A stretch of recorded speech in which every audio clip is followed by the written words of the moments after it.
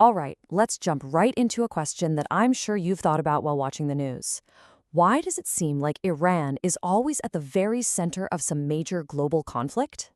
I mean, from proxy wars across the Middle East to this incredibly high stakes nuclear standoff, Iran is just constantly in the headlines. But here's the thing, it's not random. There's a clear strategy connecting all these dots, and that's exactly what we're going to unpack. So, to really get what's going on, you have to start right here with this fundamental power imbalance. You've got the Middle East with all this oil, right? But the ultimate military power, we're talking nuclear weapons, that belongs to countries outside the region. And that mismatch between economic muscle and military security, well, that's the key to pretty much everything that follows. Okay, so what's really driving Iran's actions on the world stage?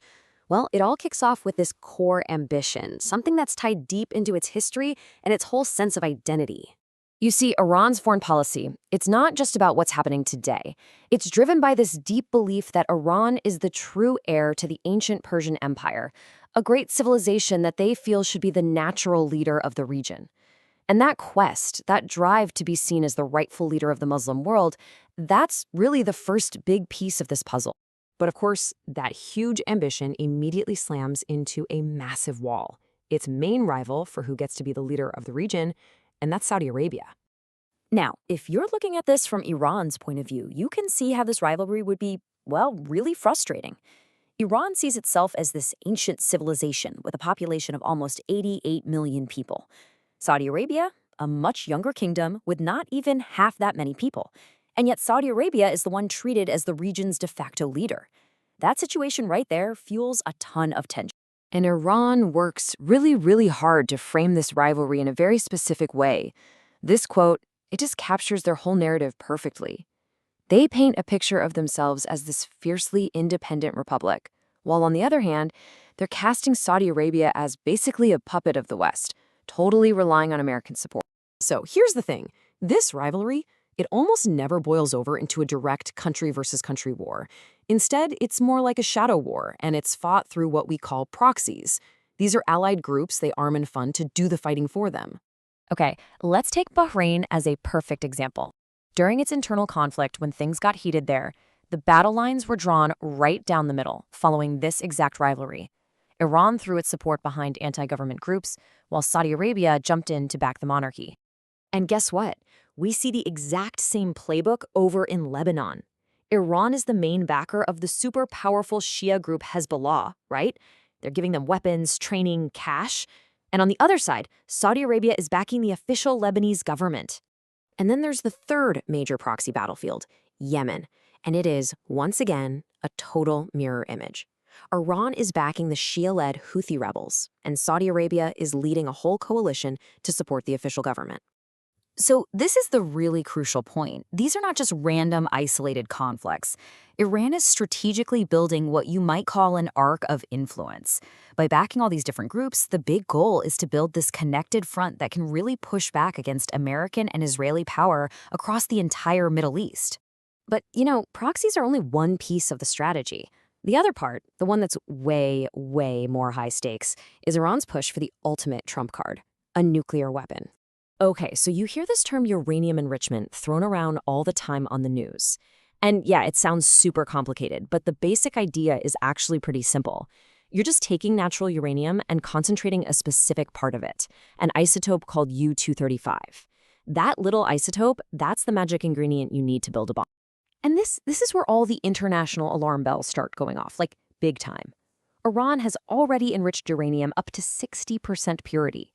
To make a weapon, you need to get to 90%. I mean, they're uncomfortably close to the finish line, which is a point that Israeli leaders, you might remember, have made really dramatically at the UN, with charts and everything, just to show how serious the threat is. So you gotta ask, right? If they're so close, what's stopping them? Well, it really boils down to two big things. First, there's been a secret campaign of sabotage, including assassinations of their top nuclear scientists, that has really slowed them down. And the second thing, which is maybe even more important, is money. Plain and simple. Decades of crippling international sanctions have made it incredibly hard to pay for a program this expensive. And just to put that money problem into perspective for you, just look at this number, $6.1 trillion. That's with a T. That's how much it costs the United States to get its own nuclear arsenal up and running. So for a country like Iran, whose economy is already getting hammered by sanctions, that kind of price tag it's almost impossible to even think about. Okay, so let's pull all these different threads together now. I mean, you've got a crippled economy, you've got massive international pressure, so why on earth keep going down this road? The answer is because for Iran, this is all about the long game. So even with all the economic pain they're feeling right now, Iran's leaders don't see funding groups like Hamas or Hezbollah as just an expense. They see it as a strategic, long-term investment, one they believe could one day totally flip the balance of power in the region and put them on top. And the logic behind that investment, it's actually pretty simple when you break it down. So, step 1 is to keep supporting these proxy groups, give them weapons, training, intel. Then step 2, over time, these groups grow from being just fighters into major political players in their own countries. And the big payoff? That's step 3. Iran suddenly finds itself in charge of this powerful, loyal network of allies all across the Middle East. And this brings us to the final and maybe the most crucial takeaway. See, this whole gamble, it doesn't have to be perfect to work. Just like our source material says, Iran doesn't need a 100% success rate. Even if this whole proxy strategy is only, say, 70 or 80% successful, that would probably be enough for Iran to become the top dog in the region. Which, of course, leaves us with one final big question to think about.